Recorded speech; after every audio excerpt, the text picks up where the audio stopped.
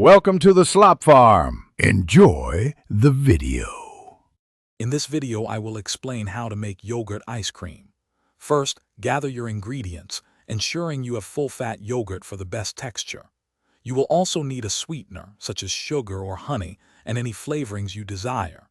Next, prepare your ice cream maker by chilling its bowl for at least 24 hours.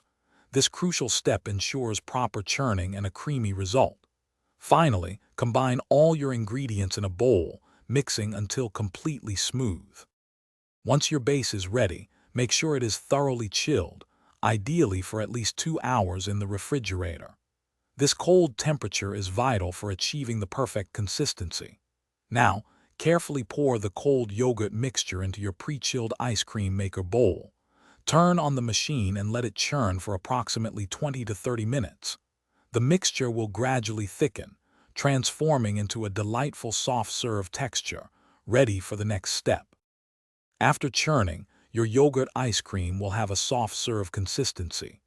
To achieve a firmer, scoopable texture, transfer it immediately into an airtight container. A shallow container works best for even freezing.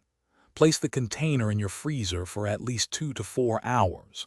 For optimal enjoyment, let the ice cream sit at room temperature for about 5 to 10 minutes before serving. This brief softening period makes it easier to scoop and enhances its creamy texture. Now for the best part, serving your delicious homemade yogurt ice cream. It pairs wonderfully with fresh berries, a drizzle of honey, or your favorite toppings.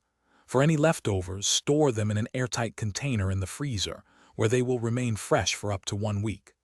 Remember, it might become quite firm, so a short thaw before serving is always a good idea. For more great deals, including the Echo Dot smart speaker, check the link in the description below. Thanks for watching. Consider subscribing if we helped you today.